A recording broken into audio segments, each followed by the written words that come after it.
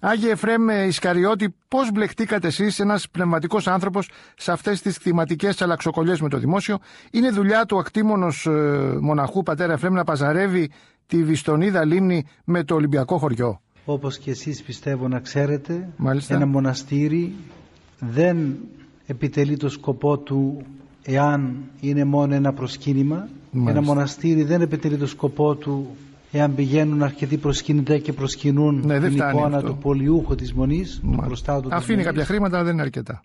Έχετε δίκιο. Εσείς πατέρα μοναχέ, χωρίς μητέρα, χωρίς το θηλυκό παρτενέρ, κάνετε μια υποταγή, είσαστε σε ένα διαρκή αγώνα, πολεμάτε τα ένστικτα του διαβόλου, τους πειρασμούς. Εσείς πώς βιώνετε τον αγώνα σας? Μέσα στον αγώνα της αχτιμοσύνης, της υπακοής, της παρθενίας.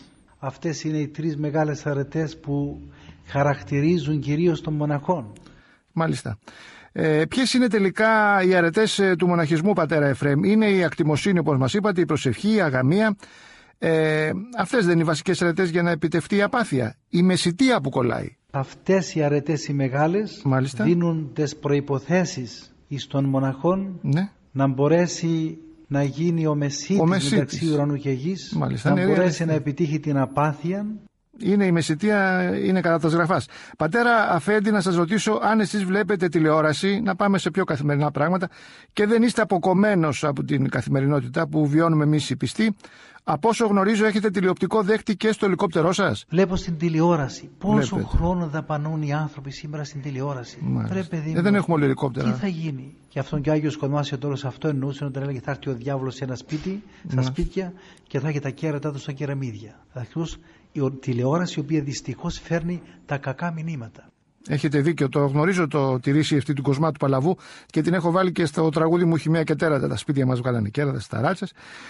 Τι με συμβουλεύετε, πατέρα Εφραίμ, εκτός από τα χρηματοοικονομικά που με φωτίσατε εκτός αέρα, και σας ευχαριστώ, μου δώσατε μια συμβουλή να πάρω δάνειο ισόποσο με την κατάθεσή μου, ώστε να χρωστάω στην τράπεζα ό,τι μου χρωστάει και αυτή. Σοφή συμβουλή, σας ευχαριστώ. Τι άλλο πρέπει να κάνω? Να εξομολογήσεις σε πνευματικόν, να μην είστε αυτοσύμβουλοι, να συμβουλεύεστε τον πνευματικόν πατέρα, και να είστε μέσα στην εκκλησία.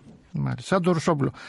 Είναι τελικά, Άγιε Ηγούμενε, προσωπικό το θέμα ή αφορά όλους τους μοναχούς? Είναι μόνο προσωπική ευθύνη σας ή οι σύψοι, οι βυζαντινισμοί, οι σχέση με την εξουσία και το χρήμα έχουν διαβρώσει ολόκληρο τον κλήρο? Πείτε μας τι πιστεύετε. Δεν μπορώ να απορρίψω την ιατρική επιστήμη, γιατί υπάρχουν μερικοί κακοί γιατροί. Σωστό είναι. Δεν μπορώ να απορρίψω την Εκκλησία του Χριστού, γιατί εγώ ρασοφόρος είμαι παλιάνθρωπος ή αμελής ή ασυνεπής στην αποστολή μου. Όχι, δεν μειώνω εγώ το Ευαγγέλιο, μειώνομαι εγώ ρασοφόρος έναντι του Ευαγγελίου. Σας ευχαριστώ, ήταν από καρδιάς η τελευταία απάντησή σας. Σας ευχαριστώ πολύ. Σας εύχομαι και πάλι καλές δουλειές. Ραντεβού στον Παράδεισο.